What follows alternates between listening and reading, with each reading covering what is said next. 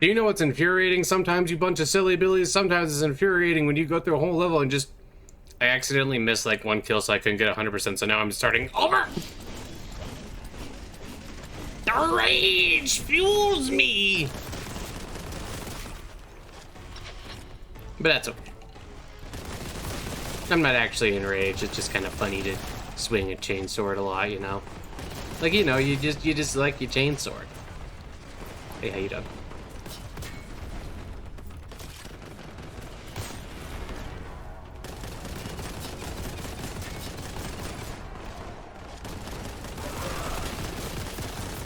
Okay, that gentleman's coming over here, so I'm going to do this.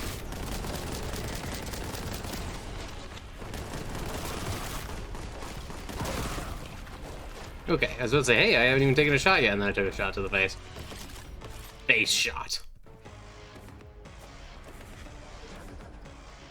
68%. Ah! I think this is what I missed the first time. The little nurglings. That makes sense. Because I don't even think I jumped down to that hole. But it's fine. 90%. Somebody around here is still alive, and they're not gonna be soon! Oh wait, I know where they are.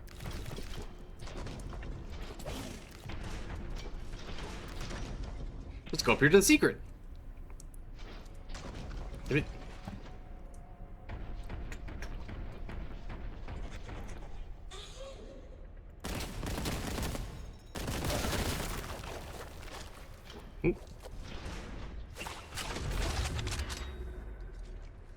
Where'd you go? Oh, there you are, you little devil. You little fat devil. Satan's in you. Did you know that Rush Limbaugh, apparently, like, during his career, there was a time when some evangelists said that there was, like, Satan was, like, talking to people on, like, the Mr. Ed album.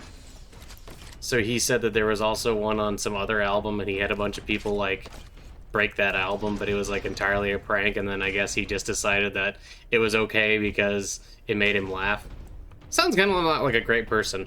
Although I kind of sometimes get the impression that the Emperor might be like a little bit like that, but maybe like slightly less dickish. Like slightly. Like I wouldn't give the Emperor a lot of credit. Or even really very much of any credit. Then again, I think my feelings about not really thinking the Emperor is all that great are well documented at this point. It's kind of interesting because I always go back to that as like the perfect example of a character that is supposed to be like brilliant, but like is just not written very brilliant. Like because there's this kind of interesting scene in one of the Horus Heresy books, like during the siege stuff. I think it's like the one when they're gonna originally board the Spirit of Vengeance, right? And one of the things that happens is as Ooh, I actually managed to like dodge through that. That's kind of cool.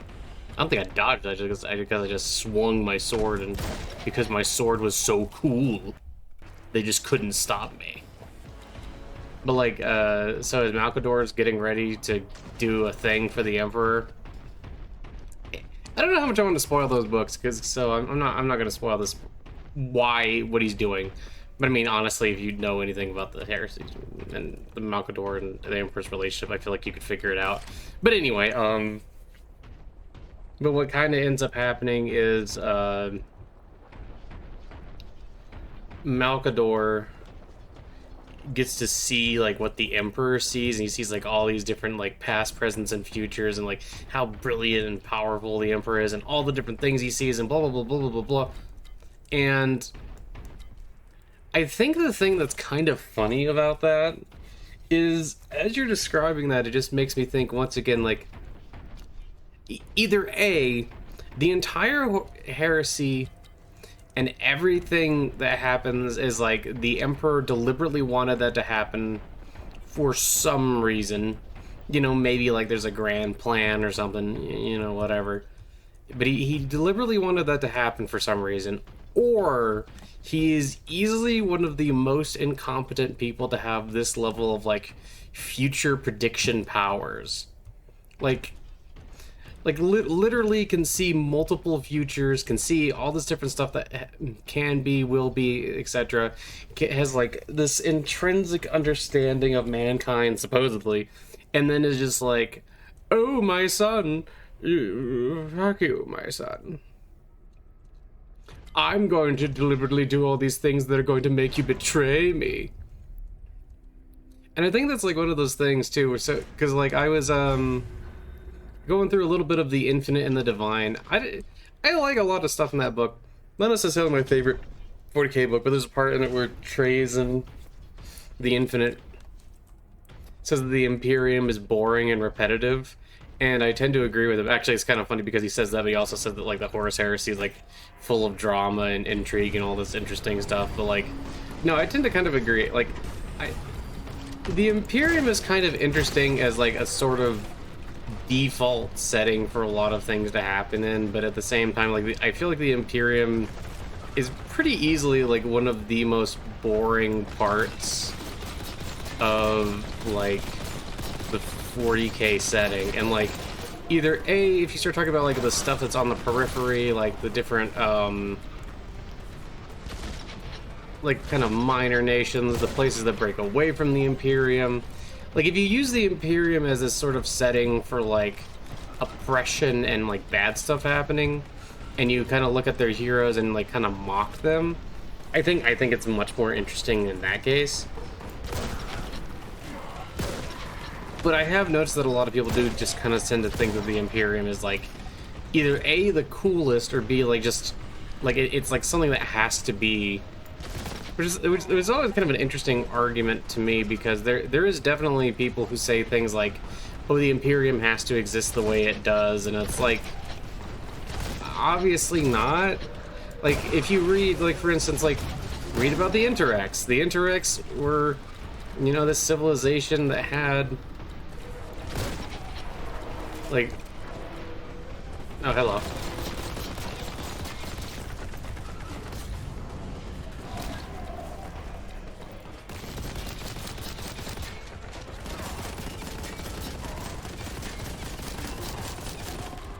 That had, like, humans and Xenos working together to great effect. I mean, obviously they didn't have the same war capabilities as the Imperium, but, like, the Imperium is, like, a tyrannical, warlike nation. So, you know, what do you expect? But I thought it was... I think it's, like, kind of an interesting thing to, like, point out, too. Like, the Imperium is built in such a way where, like, rebellion is basically inevitable. And in a lot of ways...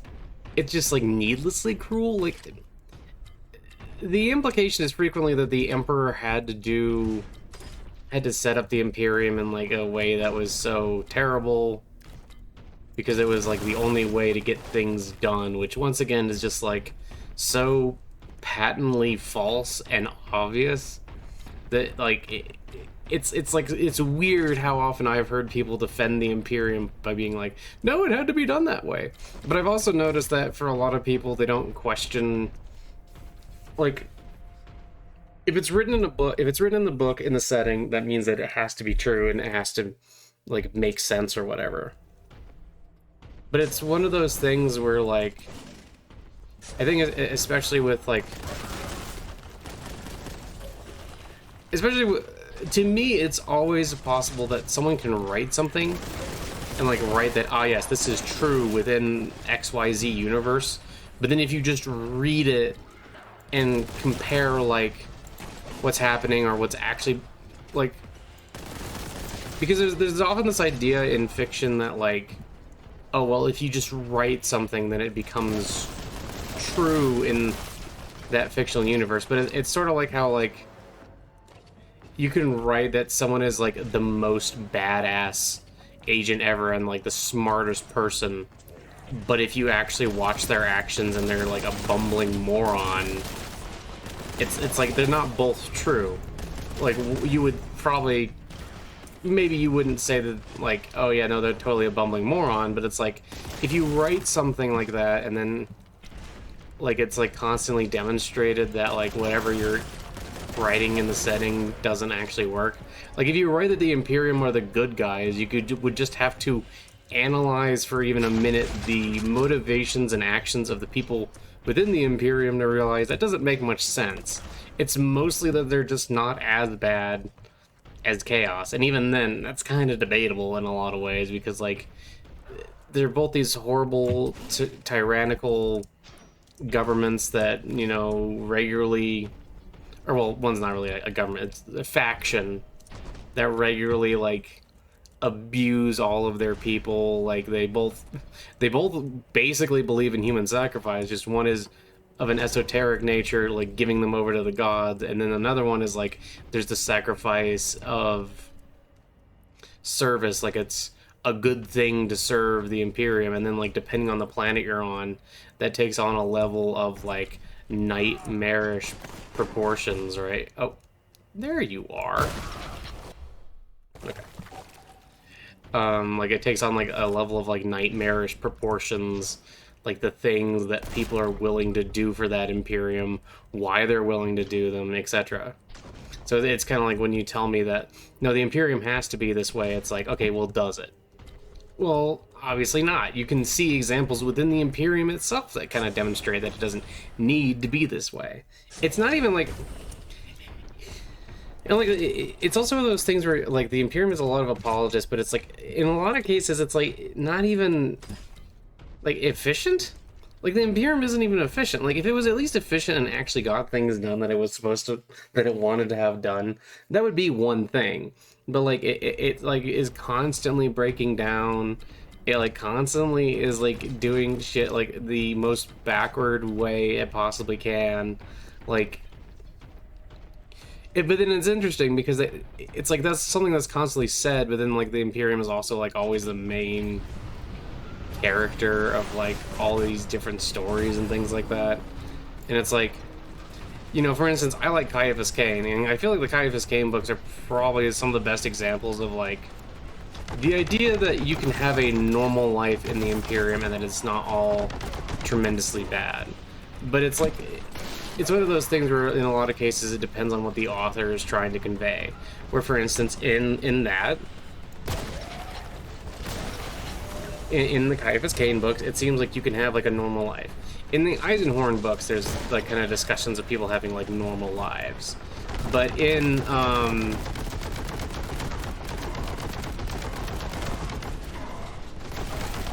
I really don't like these silly Billy guys with shotguns. I prefer it if they didn't damage me. It's rude.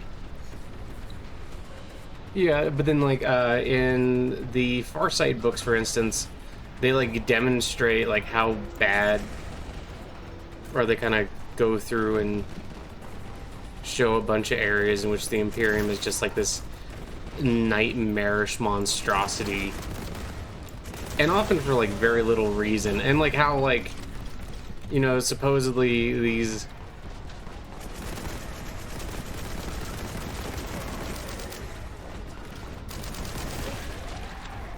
like,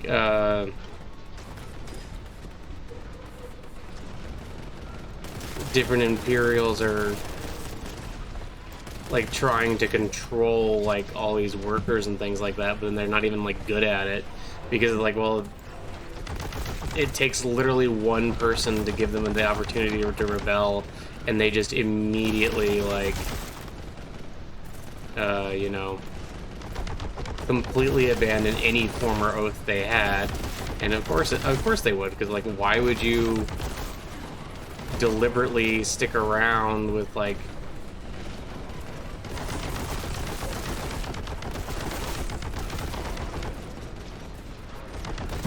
people that have abused you and you know, even if you did go back to them, would have no intention of treating you any better. It's like, why would you ever go back to that option if you had, even for like... So it's just very interesting.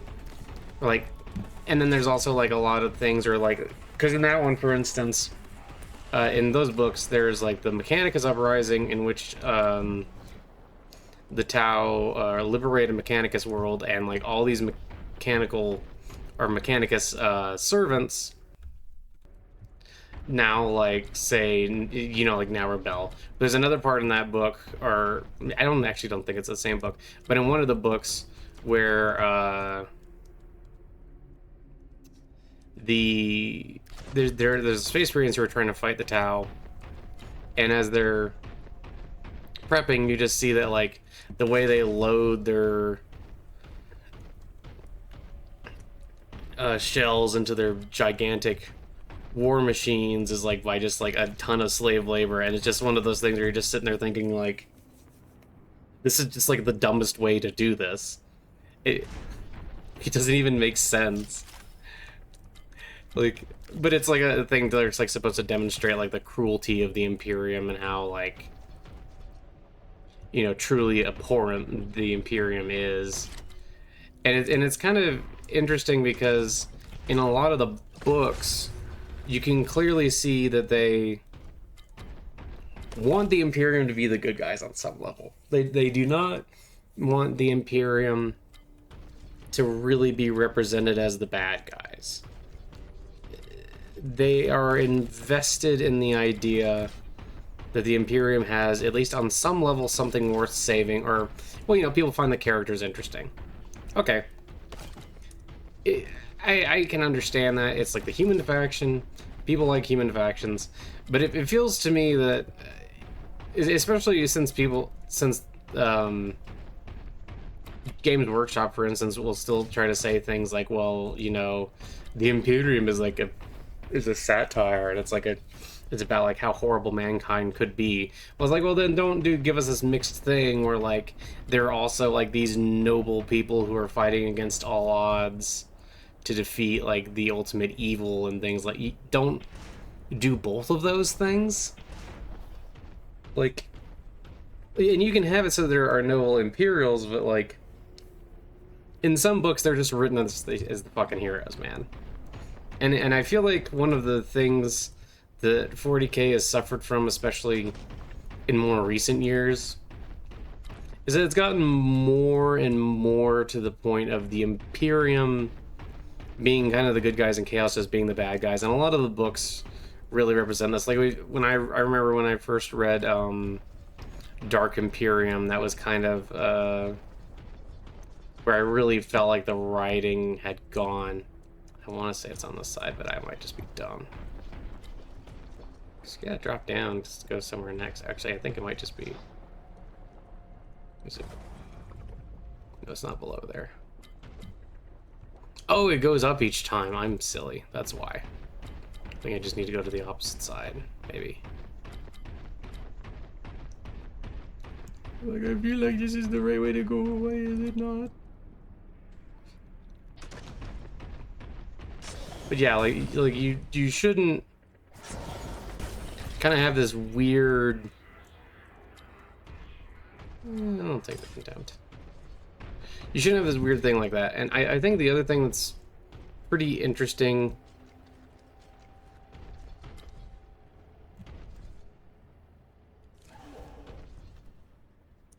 at least in...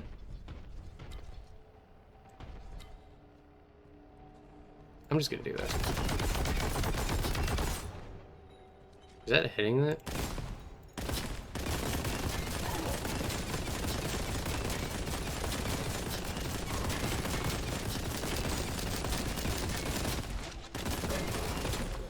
Okay, so I can kill those beforehand.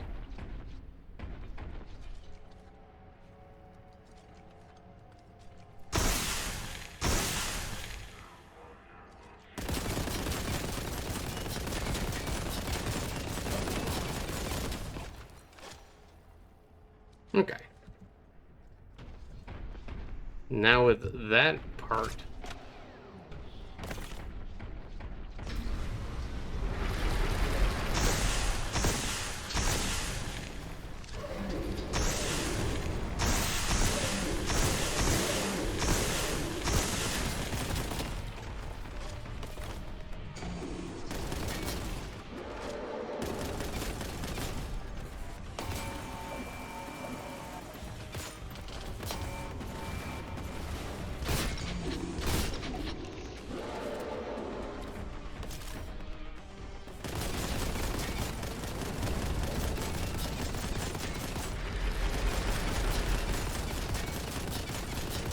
You little beaky boog.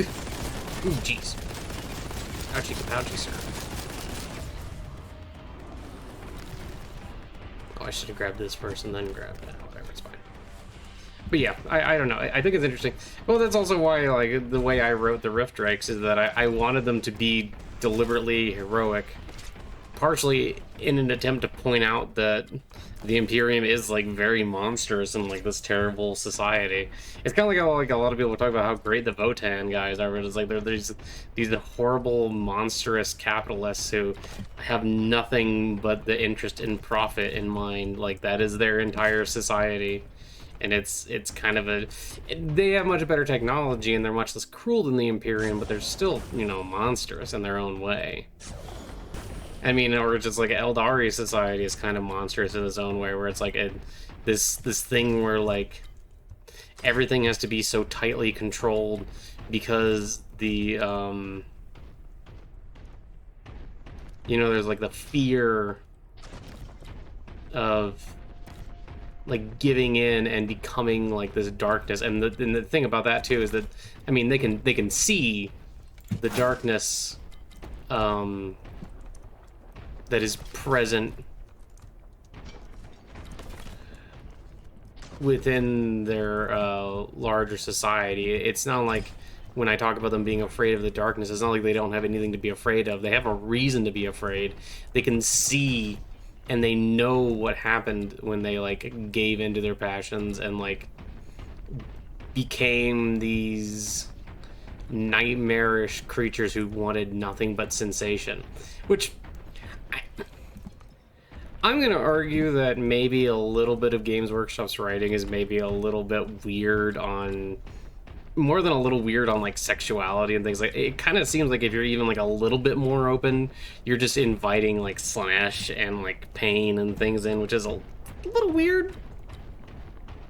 Like, in context, it's, like, a little weird. I don't know. I feel like there's a grab cannon somewhere on this mission, I would think. But I don't know. I can't seem to find it right now, so I'm just gonna do that, and then we're gonna go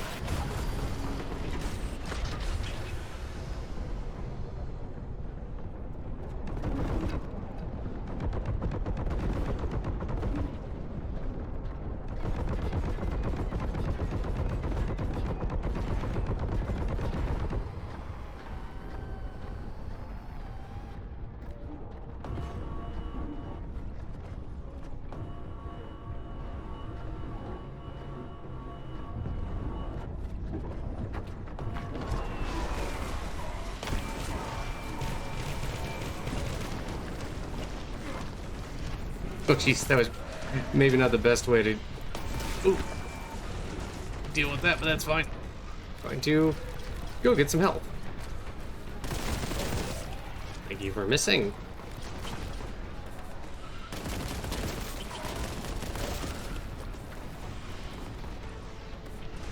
I meant to jump there.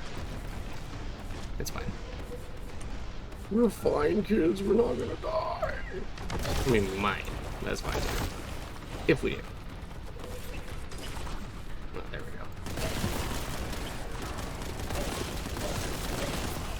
go. Reload.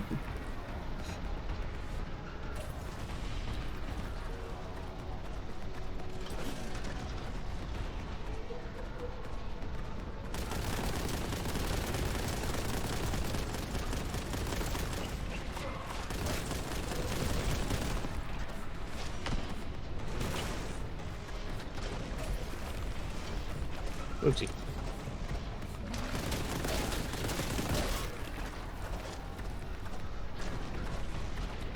Yeah, I don't know. I think that there's a lot of room to explore. It's kind of like how, like, I feel like a lot of Chaos factions, especially like in the Chaos novels, are basically just this idea of, like, they're just kind of like, what the heck? Oh, that's what was hitting me so hard. I'm like, what the heck? What the heck?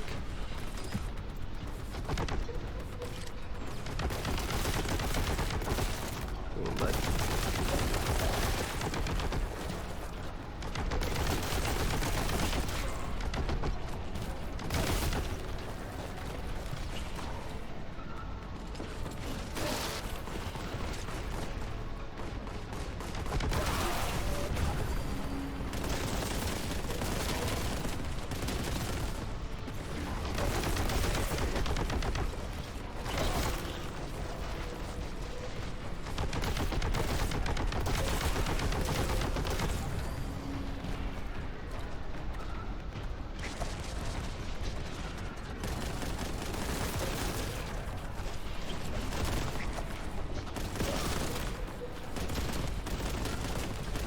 It's a good thing I got so much health in this area. Oh my gosh, another one of you?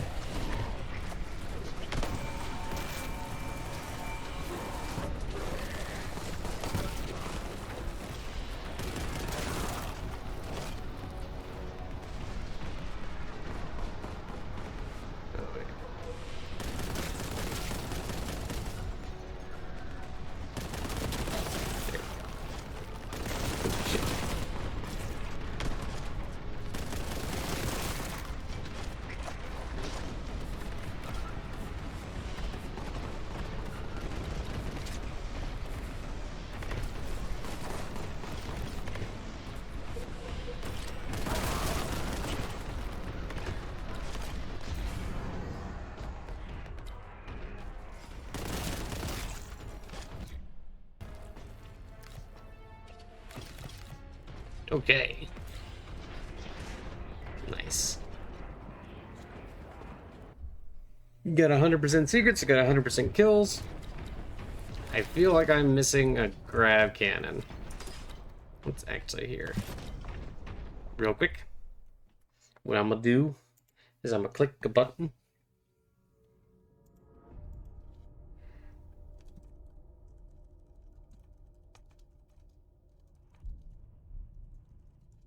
Weapons on white. I like how that's one of the first things popped up.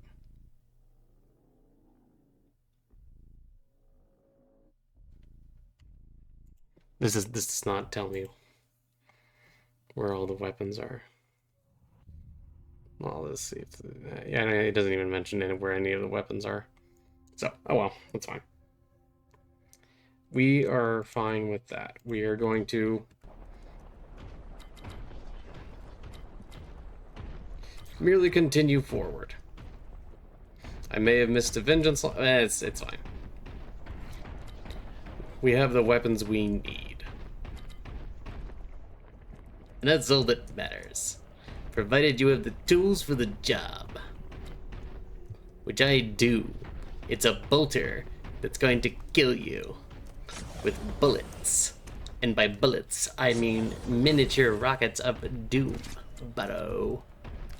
Bada bada bada bada bing. Bada boom.